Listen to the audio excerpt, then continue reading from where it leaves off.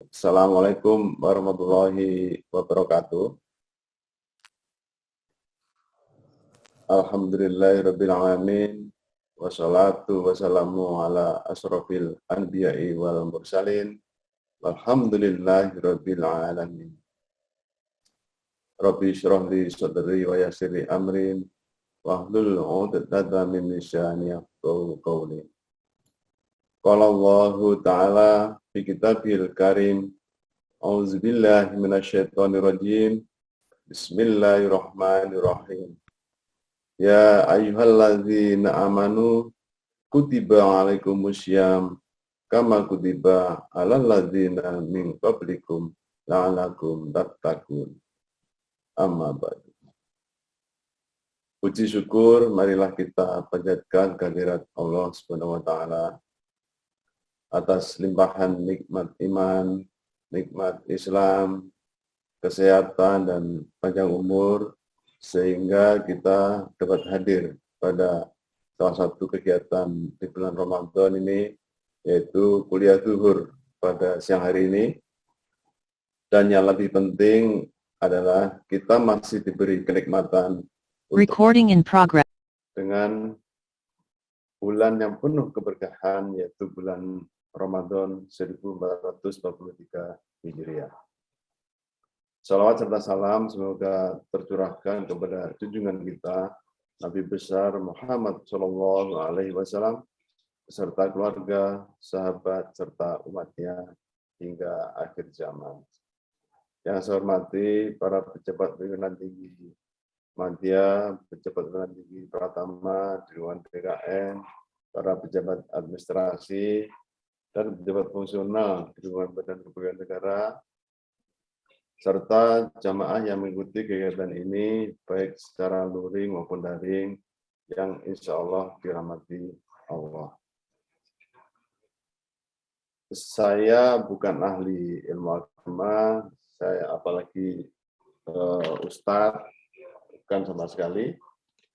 Saya bukan siapa-siapa, I am nobody, tapi dalam siang hari ini saya hanya ingin sharing tentang sesuatu yang sedikit saya tahu sesuai dengan pesan Rasulullah dalam hadis riwayat Bukhari, sampaikanlah walaupun hanya satu ayat. Yang dirahmati Allah, dalam surat Az-Zariyat ayat 56 Allah menegaskan, wa ma khalaqtul jinna wa insa, itu menciptakan jin dan manusia kecuali agar mereka beribadah kepadaku. Jadi kita sebagai manusia diciptakan oleh Allah itu agar kita beribadah kepadanya. Sangat luas, bukan saja menyembah kepada Allah SWT dengan segala ritual dan rukun-rukunnya, tetapi juga termasuk mohon kebaikan kepada Allah, meminta perlindungan kepada Allah. Kita bekerja mencari nafkah untuk memberikan manfaat kepada sesama, apalagi sebagai ASN kita bekerja untuk bangsa dan negara. Tentu itu juga merupakan salah satu bentuk ibadah. Di surat Al-Ankabut ayat 2, Allah juga berfirman, ahasiban nasu ayutraku ayakulu amanna wa hum la yuftanun. Apakah manusia mengira bahwa mereka dibiarkan saja hanya dengan berkata, kami telah beriman, padahal mereka belum diuji. Jadi untuk melihat apakah seseorang itu beriman atau tidak, kalau beriman seberapa tebal imannya atau seberapa tipis imannya, Allah sudah memiliki banyak instrumen untuk mengujinya. Nah, bentuk ujian dari Allah itu juga bermacam-macam. Bisa melalui ujian perasaan takut, ada krisis kejiwaan, sampai ada yang merasa depresi, ada stres, dan sebagainya. Ada juga ujian dalam bentuk kekurangan harta, krisis keuangan, terlilit hutang piutang. Ada ujian yang terkait dengan hilangnya jiwa manusia, meninggalnya sanak saudara. Wabah COVID-19 di Indonesia yang mulai muncul tahun 2020 itu juga bisa dimaknai sebagai ujian dari Allah kepada kita semua sebagai penduduk di muka bumi Indonesia. Bagi kita, bagi adik-adik yang berharap Instagramnya, Twitternya, Facebooknya mendapat follower banyak, ternyata nggak nyampe, justru banyak yang unfollow. Atau pengen konten vlognya di YouTube banyak yang like, tetapi ternyata nggak ada atau kurang. Itu semua juga bagian dari ujian Allah kepada kita, kepada hati kita. Bagaimana kita menyikapi setiap hal-hal yang muncul atau capaiannya di bawah atau tidak sesuai dengan yang kita targetkan. Bagi kita sebagai aparatur sipil negara, jabatan yang ada di pundak kita itu juga bagian dari ujian Allah kepada kita. Mampukah kita menjalankan semua perintah-perintah atau semua amanah, semua tugas-tugas yang melekat pada jabatan yang ada di pundak kita tadi. Dan kita baru bisa dikatakan berhasil atau berprestasi di ujian atau cobaan berupa situasi krisis dan keluar dari krisis tersebut. Bentuk lain dari ujian Allah kepada kita adalah perintah berbagai ibadah. Termasuk di dalamnya adalah perintah untuk menjalankan ibadah puasa di bulan suci Ramadan. Bapak, Ibu, dan hadirin yang dirahmati Allah, Allah memerintahkan kepada kita, umat Islam, untuk berpuasa di bulan Ramadan. Sebagaimana firman-Nya dalam surat Al-Baqarah ayat 183, Ya ayyuhalladzina amanu, kutiba alaikumusiyam, kama kutiba alal ladzina min qablikum la'allakum tattaqun. Wahai orang-orang yang beriman, diwajibkan atas kamu berpuasa sebagaimana diwajibkan atas orang-orang sebelum kamu agar kamu bertakwa. Makna puasa atau saum secara gramatikal adalah menahan. Secara kontekstual, puasa atau saum berarti suatu ibadah kepada Allah Ta'ala yang disertai dengan niat, dengan menahan diri dari makan, minum, dan seluruh pembatal puasa sejak terbit fajar sampai terbenamnya matahari dengan syarat-syarat tertentu. Ada beberapa dimensi penting dari puasa yang bisa kita gunakan sebagai energi positif dalam meningkatkan prestasi atau capaian kita sebagai aparatur sipil negara. Di antara dimensi penting tersebut, yang pertama adalah niat. Sebagaimana syarat sahnya ibadah kita, innamal a'malu binniyat. Sahnya amal itu tergantung pada niat. Setiap akan puasa, kita juga harus berniat.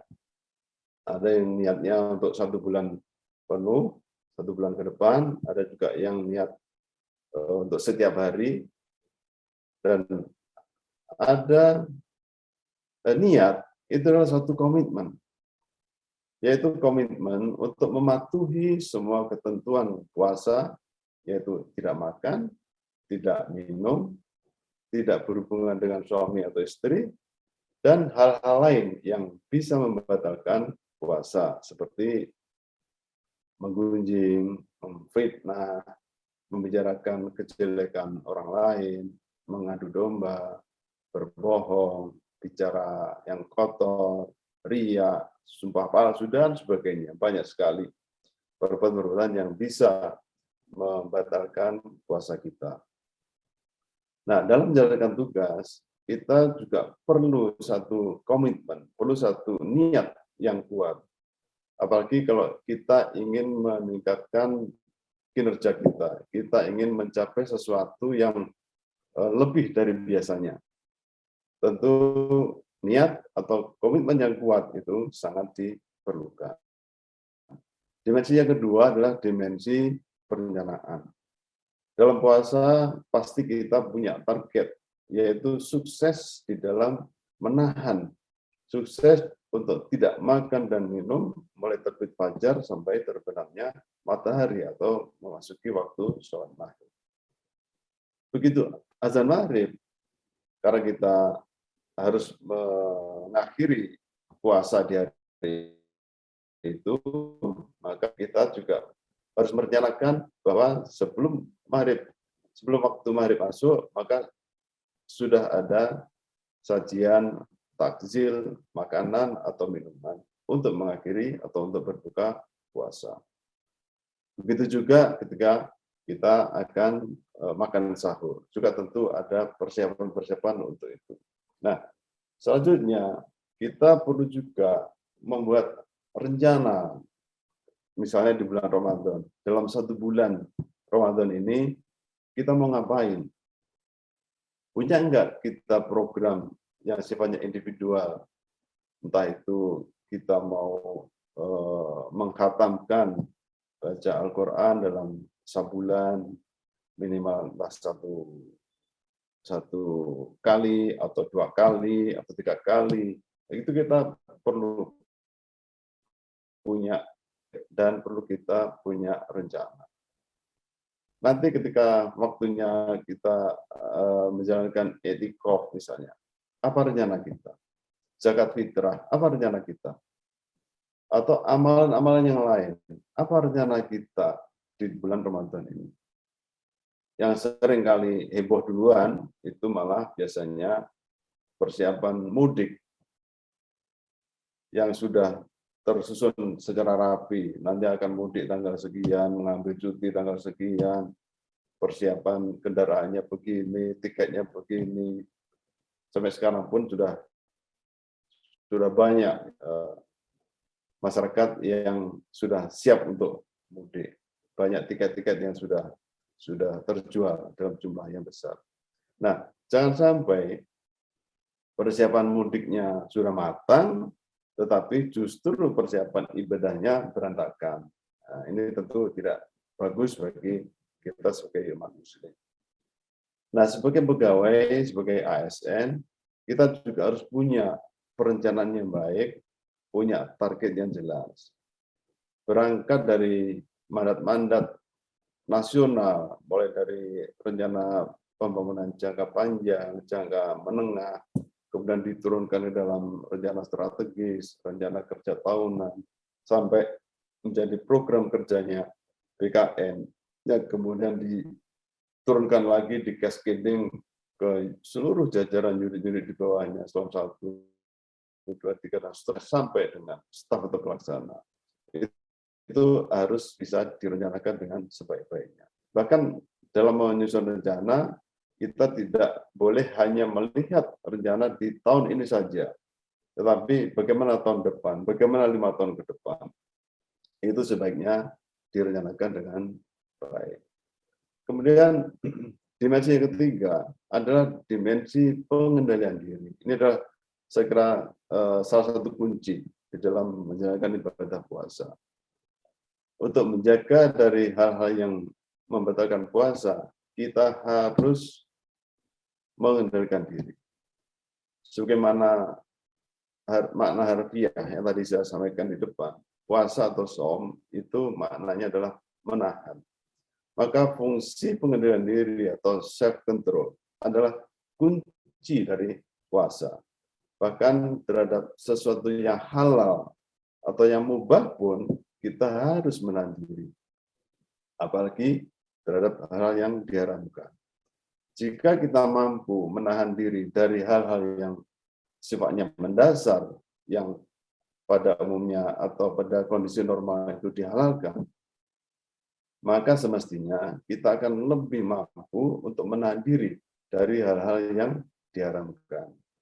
Bapak, Ibu, dan hadirin sekalian, dalam konteks posisi kita sebagai ASN, maka kemampuan pengendalian diri yang ada pada diri kita tentu akan bisa menjauhkan kita dari perbuatan-perbuatan yang sifatnya melanggar hukum.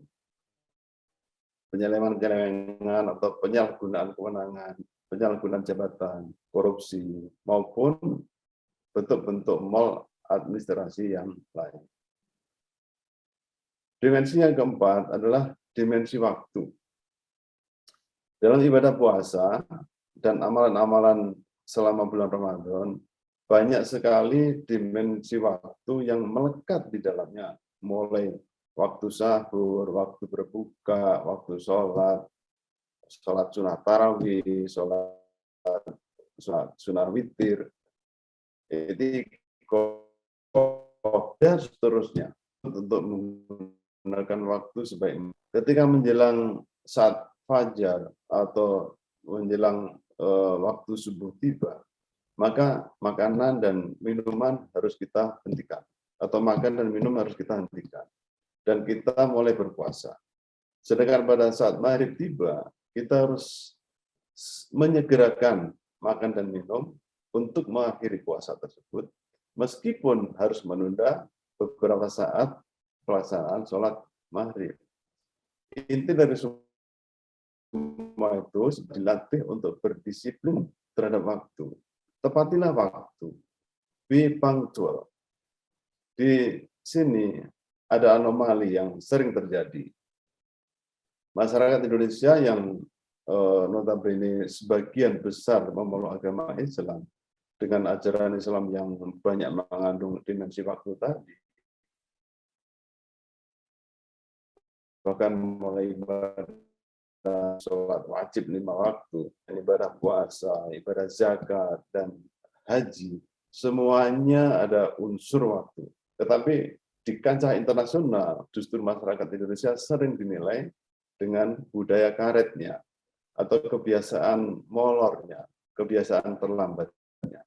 Sementara itu, orang asing yang notabene tidak pernah atau tidak paham untuk menjalankan syariat Islam, justru sangat menghargai waktu.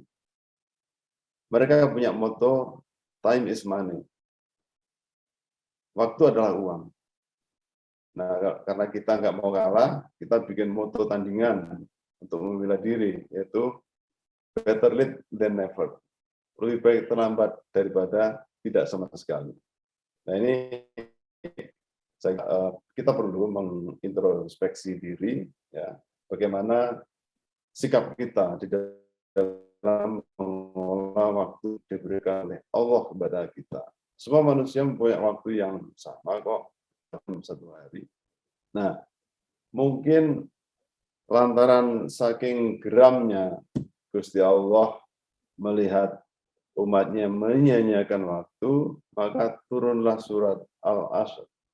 Wal Asr, demi waktu. Nah, pada surat ini Allah bersumpah dengan waktu. Innal insana lafil khusr. Sesungguhnya manusia itu benar-benar berada dalam kerugian. Illal ladzina amanu wa amilus sholihat. Kecuali orang-orang yang beriman dan mengerjakan amal kebajikan. Padahal kalau kita menyadari betapa pentingnya waktu, seperti dalam ajaran Islam, sesungguhnya kita bisa jauh lebih produktif dibandingkan produktivitas kita selama ini. Kalau kita sadar akan pentingnya waktu, maka kita tidak akan menyia-nyiakan bulan-bulan awal dari tahun Januari, Februari, mungkin bahkan sampai Maret.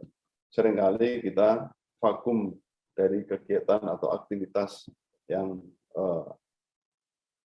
berat atau yang lebih serius. Kalau kita sadar akan pentingnya waktu, maka kita akan memanfaatkan seluruh bulan dalam 1 tahun secara optimal. Sadar akan waktu, maka realisasi kegiatan dan anggaran kita tidak akan menumpuk di bulan-bulan di akhir tahun saja. Bapak, Ibu, dan hadirin sekalian, ada dimensi yang kelima, yaitu kejujuran. Jadi melalui ibadah puasa, karena ibadah puasa merupakan ibadah yang mengajarkan kepada kita untuk beramal atau bekerja dengan jujur di mana saja berada. Seseorang yang beriman kepada Allah tentu akan tetap menjaga puasanya di mana saja dia berada, walau saat seorang diri. Biasa saja kita karena merasa lapar, karena haus, kemudian kita makan dan minum, dan setelah kenyang, kita bilang bahwa kita sedang berpuasa. Namun hal itu tentu tidak dilakukan walaupun tidak ada seorang pun yang tahu, tidak ada seorang pun yang melihatnya, karena kita yakin bahwa Allah ada dan Allah melihatnya. Dengan pembudayaan nilai-nilai kejujuran seperti ini, maka mestinya kualitas integritas seorang muslim itu juga akan meningkat dengan sendirinya. Kalau semua ASN menegakkan integritas dan menjunjung tinggi kejujuran, maka mestinya tidak ada lagi laporan-laporan yang berisi kebohongan. Tidak ada lagi pejabat ASN yang melakukan korupsi, tidak ada lagi penyalahgunaan keuangan negara yang dilakukan oleh ASN. Bapak, Ibu, dan hadirin yang dirahmati Allah, dimensi yang keenam adalah penghargaan dan penghukuman atau reward and punishment system. Allah menyajikan berupa balasan yang berlipat atas kebaikan di saat berpuasa di bulan suci Ramadan. Sebagaimana diriwayatkan oleh Abu Hurairah, Nabi Muhammad bersabda, barang siapa berpuasa di bulan Ramadan atas dasar iman dan mengharap pahala dari Allah, maka dosanya yang telah lalu akan diampuni. Begitu, Allah akan memberikan hukuman dan menjatuhkan laknat bagi orang-orang yang dengan sengaja meninggalkan. Bapak, Ibu, hadirin dirahmati Allah, dengan berbagai dimensi puasa yang tadi saya sampaikan,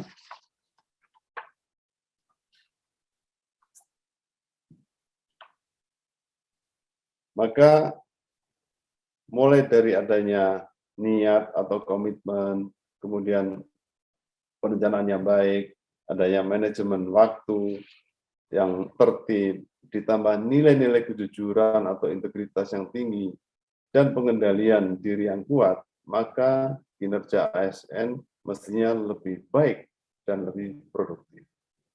Salah satu nilai dalam core value ASN berakhlak adalah nilai akuntabilitas atau akuntabel, yaitu nilai di mana ASN memiliki tanggung jawab bersikap jujur, disiplin, dan berintegritas tinggi terhadap tugas pekerjaannya. Hal ini sejalan dengan makna puasa yang mengajarkan kepada kita untuk selalu bersikap jujur dan ikhlas dalam menjalankan amal perbuatan kapanpun dan dimanapun, sehingga tanpa harus selalu diawasi oleh siapapun, kecuali waskap, pengawasan oleh malaikat. Setiap ASN yang tertanam nilai integritas yang baik, mestinya ia mampu bekerja secara optimal, melaksanakan tugas dan fungsinya secara total karena ia memahami bahwa bekerja adalah sebuah ibadah yang nilainya bukan sekedar untuk memenuhi kebutuhan duniawi, tetapi juga ada nilai ukhrawi. Sehingga ia akan senantiasa jujur dalam bekerja, ikhlas, disiplin, dan bertanggung jawab. Bapak, Ibu, dan hadirin sekalian, setiap tugas yang ia selesaikan dengan sungguh-sungguh, dengan semangat dan optimisme yang tinggi, kerja mandiri tanpa harus selalu diperintah dan diawasi oleh atasannya. Dan apabila telah selesai melaksanakan tugasnya, ia bersegera untuk melaksanakan tugas pekerjaan yang lain. Sebagaimana Allah berfirman dalam surat Al-Insyirah ayat 7, "Fa idza faragta fansab." Maka apabila engkau telah selesai dalam sesuatu urusan atau pekerjaan, tetaplah bekerja keras atau bekerja dengan tekun untuk urusan yang lain. Kalau sekarang orang baru teriak-teriak, focus your mind, focus your mind. Al-Quran sesungguhnya sudah lama mengingatkan kepada kita, selesaikan satu urusan dengan baik, lalu uruslah yang lain dengan baik pula.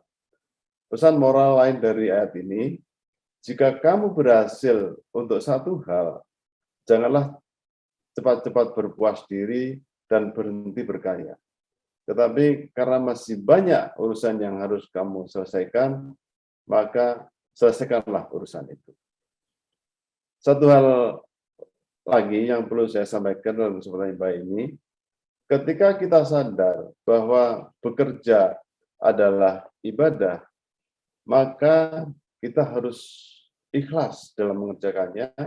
Jangan lagi berpikir secara hitung-hitungan material, hitung-hitungan materi, jadi matre kita. Jangan berpikir ada honornya atau tidak. Kalau ada honornya, berapa besar honornya? Saya kira sudah tidak relevan lagi. Karena sesuai janji Allah dalam ayat berikutnya, wa ila rabbika farghab. Namun kepada Tuhanmu sajalah hendaknya kamu mengharapkan pembalasan pahalanya. Bapak, Ibu, dan hadirin sekalian, saya kira itu beberapa hal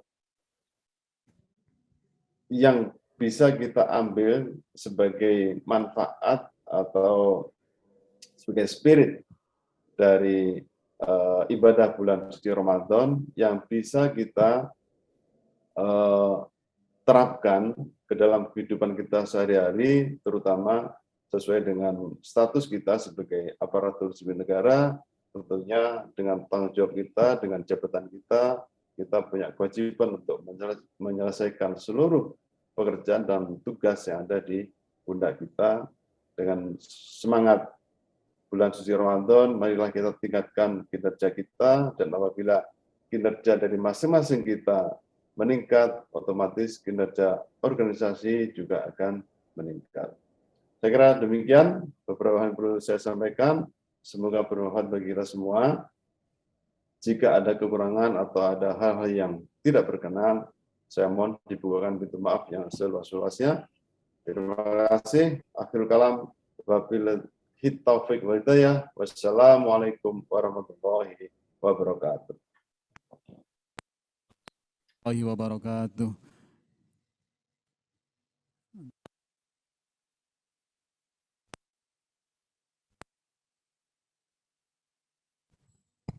Jackson, kami ucapkan jazakumullah khairan yang telah memberikan materinya. Luar biasa, bagus sekali Bapak. Mohon izin, apakah ini berkenan untuk diskusi Pak Waka?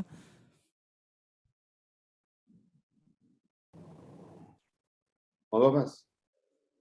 Iya, baik Bapak Ibu jamaah, baik yang bergabung melalui daring maupun luring, kami persilahkan apabila ada yang akan didiskusikan, kami berikan waktu untuk memberikan pertanyaan. Bagi yang melalui media Zoom, yang berada di masjid, kami silakan untuk menyampaikan langsung. Silakan para jamaah.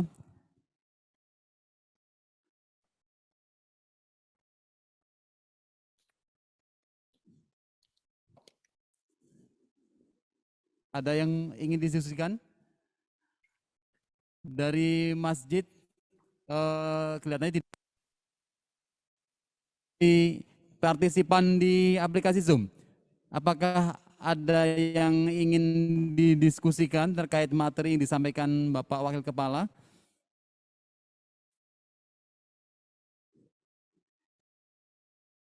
Iya, kelihatannya sudah paham kali ini Pak Wakil dengan yang disampaikan tadi. Mudah-mudahan kita semua dapat menerapkan ke setidaknya 6 Pak Wakil ya tadi ya. 6 dimensi yang bisa kita terapkan, kita jadikan sebagai modal sehingga bisa menyemangati kinerja kita biar kita lebih produktif, di mana mindset kebanyakan orang ketika puasa cek mindsetnya adalah badan lemes, tidak bersemangat, tidak dimensi tadi dapat untuk membangun mindset baru sehingga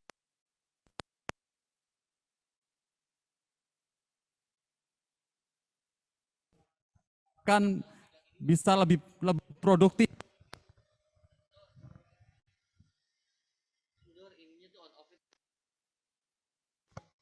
Ya, barangkali itu Pak Wakil Kepala yang bisa kita sampaikan, dan para jamaah sekalian, baik yang bergabung melalui daring maupun luring, akhirnya sampailah kita di penghujung acara untuk kegiatan ceramah duhur pada kesempatan kali pertama ini. Untuk mengakhiri kegiatan ini, mari kita sama-sama membaca doa kafaratul masjid. Subhanakallahumma wa bihamdika astaghfiruka wa atubu ilaik. Dan semoga acara ini mendapat keberkahan, keridhaan, dan manfaat yang seluas-luasnya untuk menjalani ibadah kita sebagai bekal ibadah kita di bulan suci Ramadan 1443. Kurang lebihnya mohon maaf. Wassalamualaikum warahmatullahi wabarakatuh. Waalaikumsalam warahmatullahi wabarakatuh.